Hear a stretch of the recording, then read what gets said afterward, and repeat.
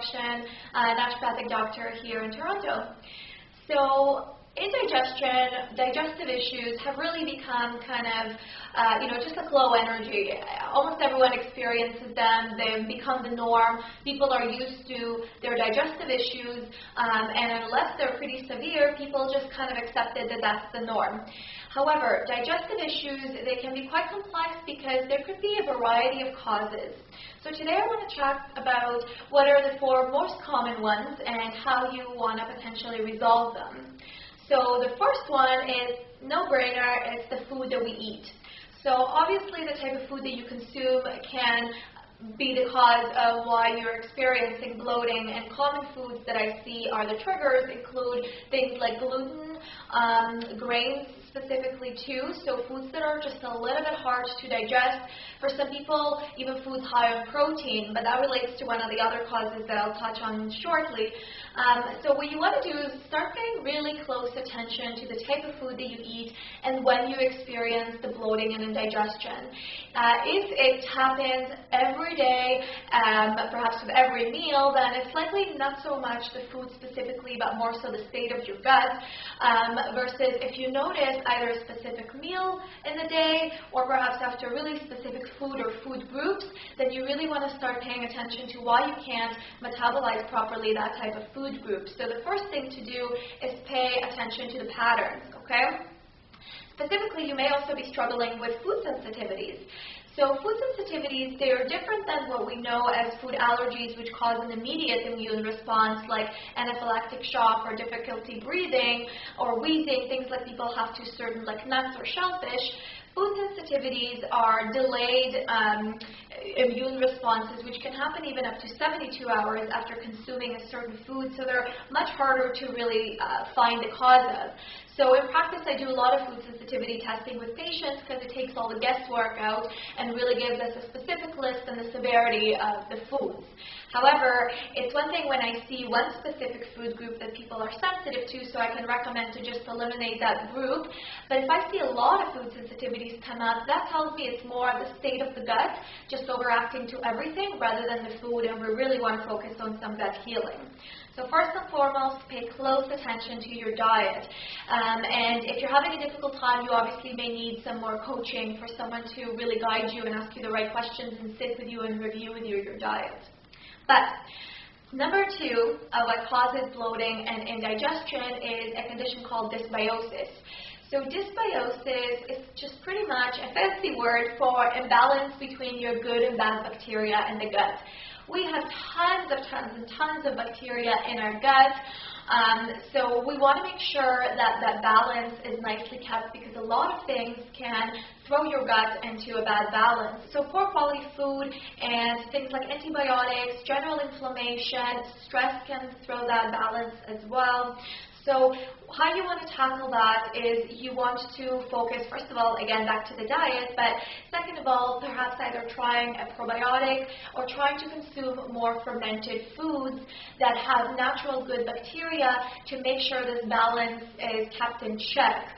Other things you want to either test for or check is what's called candida, which is a type of yeast that we all have, but for some people overgrows more than for others, and it can cause a lot of bloating and indigestion and stomach pains, and can even lead to issues like fatigue, joint pain, and even weight gain. So some patients that I test candida with, and depending again on the severity of it, we would tackle that both through diet and certain supplements. So again, what you may want to do about that is either take a good quality probiotic or consume good fermented foods such as sauerkraut, kefir, which is fermented dairy, it's like sour dairy, things that have natural bacteria in there, such as also kombucha, which is fermented tea. I mentioned already sauerkraut, kimchi, fermented pickles. So all these types of foods, if you eat a little bit more of them on a regular basis, could really keep the balance in your gut between the good and the bad bacteria at a much better state, and could really help with that bloating that you may experience. So, number 3 cause is having too low stomach acid. Some symptoms of that could actually include heartburn. Surprisingly, a lot of people associate heartburn with high stomach acid, but heartburn is very commonly also a symptom of low stomach acid.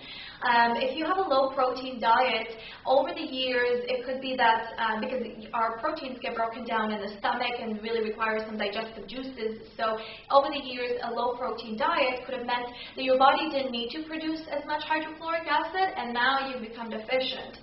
So if you're also the type of person who feels full really quickly after meals, that's actually a classic symptom of hypochlorhydria, which is low stomach acid.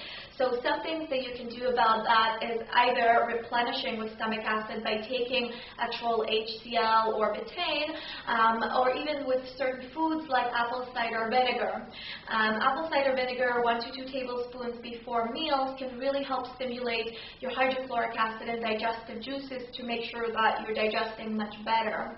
But ideally, you also want to make sure that you gradually increase the protein in your diet so your body learns to produce more of its own hydrochloric acid. And now the number 4 common cause for indigestion and bloating, which goes kind of hand in hand with number 3, is low enzymes, low digestive enzyme production in the body.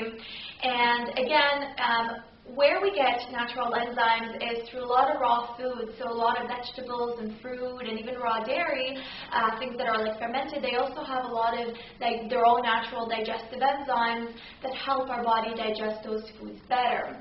So if you have a diet that's low on those foods and low on vegetables and fruit and dairy, specifically fermented dairy, then it's likely that you're not getting enough of the digestive enzymes from external sources. And with all the foods that we eat nowadays that are hard to digest, like all the grains and the foods like all the foods with gluten, so your body has even a much higher demand for these digestive enzymes. So people over time can become deficient. And also as we age, we naturally produce less and less and less. So the older you are, the more likely you are to anyways be deficient on it. Some ways that you could tackle that is, again, both through your diet, so eating good amount of raw fruit and vegetables, but I would be cautious about introducing too many at once, because too many at once too quickly, if your body's not used to it, can actually make your situation a little bit worse. But slowly, gradually introducing more vegetables specifically, and ideally more in their raw form, such that your body has a lot of digestive enzymes, or otherwise also taking digestive enzyme as a supplement, that may not be something you want to be doing long term. But nonetheless, a lot of people see benefits from it, so if you need some more immediate support and kind of resolution of those symptoms, then you can give that a try. And if you do see a benefit, then you want to be changing your diet so you really get to the root cause. So just as a recap, we talked about the diet and the types of foods that we eat and food sensitivities. We talked about dysbiosis as a cause and overgrowth of bad bacteria and perhaps things like candida, not enough of the good bacteria. We talked about low hydrochloric acid, which could be causing you to be really full really quickly, and specifically having a hard time digesting proteins. And we talked about not enough digestive enzymes because you may not be getting enough from your food sources, or you may generally be deficient. So I hope you found this helpful.